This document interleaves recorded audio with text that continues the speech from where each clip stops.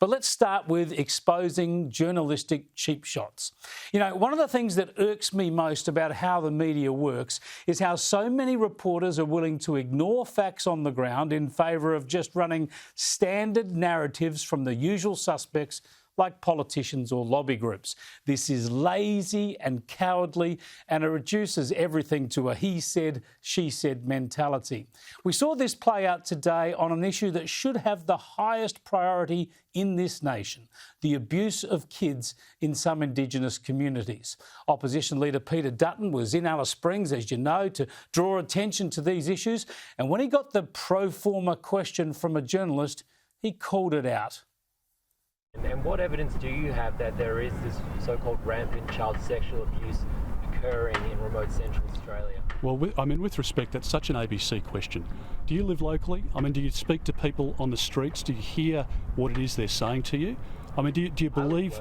You live locally. You don't believe there's any problem here? No, I'm asking you, what evidence do you have that there... Well, I've spoken to the police and the social workers, some of whom are out on stress leave at the moment because of the scenes that they've endured.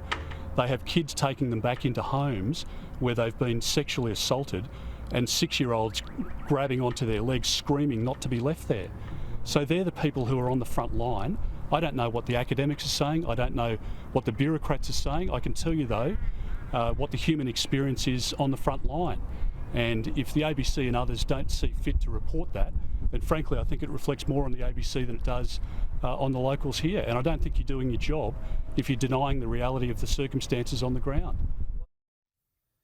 Now, I'll show you a little bit more of how this progresses. You'll hear reference to an organisation called SNAKE. That's apparently the Secretariat of National Aboriginal and Islander Childcare, a self-styled voice for Indigenous children. I'm not denying a reality. I'm asking you, what data are you using to support your claims here? You're speaking to... I've answered that question, so if there's a more sensible one, I'd be happy to take it.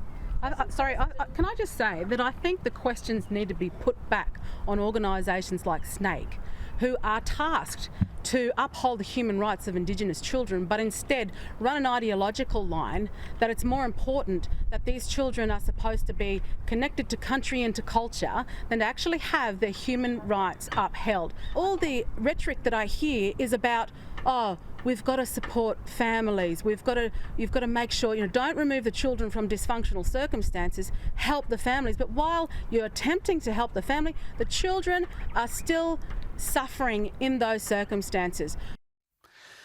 OK, terrific real-world response there from Nampijinpa Price, showing why Dutton needs her as his Indigenous Affairs spokesperson. But soon enough, Labor accused the Coalition of playing politics with this issue, demanded that the Coalition report any incidents mentioned to them.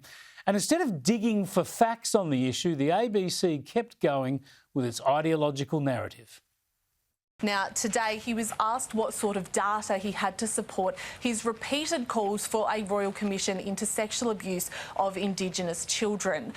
And he became quite irritated with the question. And both he and Jacinta Nampijinpa Price spoke on the issue, but they didn't actually provide data or figures that are informing these calls. They used anecdotal evidence. Now, it's important to note here that the Northern Territory has very strict mandatory reporting laws when it comes to abuse of children, and some of the examples that Senator Price spoke about should have been captured under those laws in particular. But this is something that comes up quite often with Peter Dutton. His maiden speech touched on this. Now, really, the long-standing record of Peter Dutton looking to protect Indigenous children, that's now a bad thing, that Dutton's been bringing this up ever since he's been in Parliament. It's Dutton who's calling for a Royal Commission to get all the relevant facts.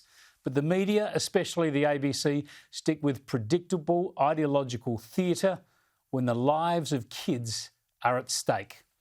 Poor fellow my country.